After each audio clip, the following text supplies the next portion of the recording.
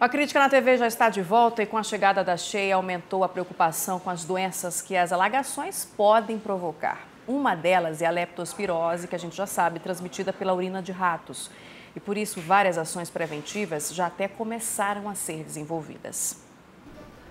De casa em casa, as equipes passam coletando amostras de água e dando orientações sobre a prevenção de doenças. O trabalho é para evitar contaminação nesta época do ano, quando as águas do Rio Negro começam a subir.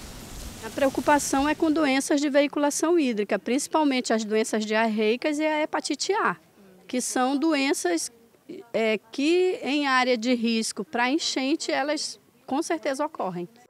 Ações como essas estão sendo feitas em ao menos 15 áreas da cidade, identificadas pela Secretaria Municipal de Saúde como regiões de risco. Só nessa área aqui do bairro São Jorge, são quase 500 famílias convivendo diariamente com risco de doenças endêmicas. Como a gente tem agentes de saúde ativos aqui nessa área, eles fazem acompanhamento ativo com a comunidade e quando tem algum tipo de intercorrência, eles já levam para a gente, na unidade, para a gente intervir de alguma forma, com consulta pediátrica ou com clínico, e a gente tentar fazer notificação para a gente não ter quadros, tentar controlar os quadros, O trabalho das equipes também inclui o combate a roedores, muito comuns em áreas como essas. Em todas as residências, técnicos do Centro de Zoonoses distribuem veneno e alertam para o risco de contaminação por leptospirose. Devido ao grande acúmulo de lixo, o grande acúmulo de entulho, então, devido a serem áreas de risco e próximas de igarapés, onde principalmente tem uma incidência muito grande com relação a roedores. O plano de contingência deve ir até o fim do período de enchente. A gente volta a falar de saúde. A pressão alta é responsável por 70% dos casos de infarto e derrame aqui no Brasil.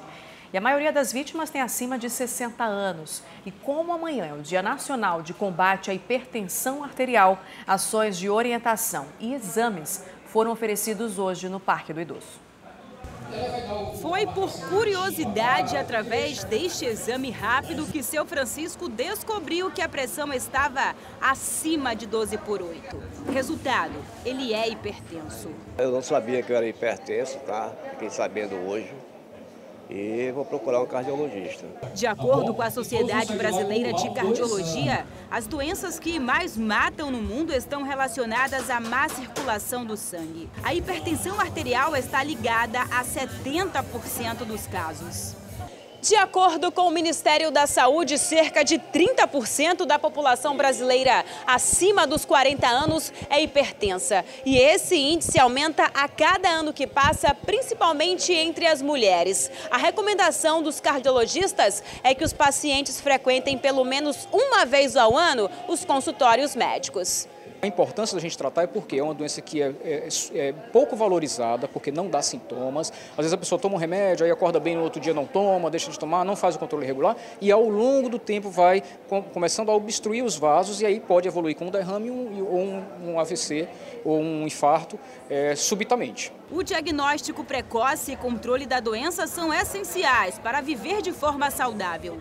Seu Jairo, de 77 anos, faz o controle da doença há 15 anos e segue à risca as recomendações médicas. Em primeiro lugar, evitar álcool e fumo. Graças a Deus eu não uso nenhum desses dois instrumentos. Segundo é a gente ter cuidado, para nós que somos hipertensos, cuidado com a alimentação. Muito cuidado, evitar o sal, evitar a gordura, tá certo? Sempre se manter tranquilo, porque o metabolismo da pessoa acelerado, com certeza altera a pressão. Sobe para 20 o número de policiais militares assassinados no estado do Pará, com o último registro do sargento Reginaldo, encontrado morto junto com o amigo Alexandre Nascimento, ex-guarda municipal. As vítimas foram alvos de tiros.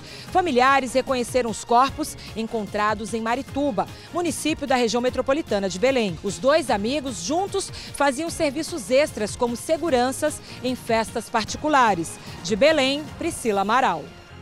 A JBS deve devolver aos cofres públicos do estado de Rondônia mais de 270 milhões de reais. O valor foi confirmado pela Secretaria de Estado de Finanças, a Cefim. Os mais de 270 milhões correspondem ao ressarcimento dos prejuízos causados pela JBS pelo não cumprimento de acordo para o recebimento de incentivos fiscais. Todos os autos de infração aplicados pela Cefim contra a JBS são de 2017. O dinheiro será devolvido depois de um acordo entre o governo e a empresa. De Porto Velho, Rondônia, Eduardo Copanax. Quase 400 venezuelanos foram retirados de 2 praças de Boa Vista em uma operação do Exército Brasileiro. Eles foram trazidos para um abrigo temporário, fizeram um cadastramento e receberam vacina. Agora, eles serão encaminhados para um novo abrigo com capacidade para 500 pessoas. De Boa Vista, Romano dos Anjos. A Companhia de Eletricidade do Amapá se programa para realizar uma operação de corte de energia em 14 municípios do estado. Esta medida foi decidida depois que as prefeituras deixaram de cumprir o acordo de pagamento das taxas após negociação de dívidas firmada entre o governo e as prefeituras. De Macapá, Elidiane Amaral. E os reflexos da crise ainda são sentidos aqui no Amazonas, tanto que o número de empresas que decretaram falência dobrou no ano passado. Há 10 anos, a Jane largou a vida de desempregada para virar microempreendedora. Abriu essa lanchonete na zona centro-sul da cidade e em pouco tempo viu o negócio crescer. Mas aí veio a crise e por pouco ela não faliu. Sem a crise eu tinha 5 funcionários, né? Depois da crise, de 5 eu fui para 1 funcionário, né?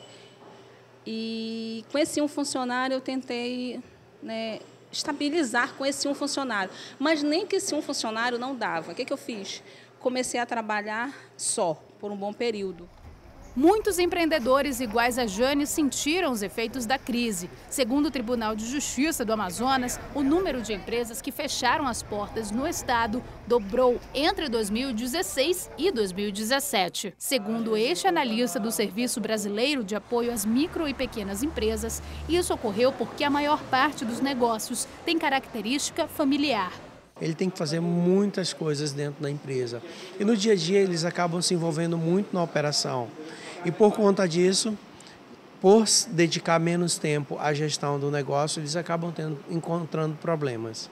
Para o analista, a primeira medida ao detectar que o negócio está à beira da falência deve ser entrar com um pedido de recuperação judicial. É uma medida que suspende as dívidas até que se possa buscar capacitação para profissionalizar a gestão do empreendimento. Ele precisa conhecer muito bem a estrutura de custos da empresa dele, saber qual é o ponto de equilíbrio da empresa, a lucratividade que ele está aplicando no negócio dele, para ver se é realmente a mesma de mercado, se está acima, se está baixa, se os preços deles estão competitivos. O meu pensamento é assim, eu vou investir numa coisa que eu sei que vai dar certo, uma coisa que eu gosto de trabalhar e depois eu vejo o meu conforto. Você ficar 6 meses no vermelho é muito tempo, ninguém aguenta ficar 6 meses porque acha que é dinheiro perdido, mas se você persistir, você consegue.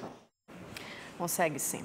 E daqui a pouco você acompanha os preparativos para a 21ª edição do Festival Amazonense de Ópera, que já começa neste sábado. Agora são 7h37, eu volto já.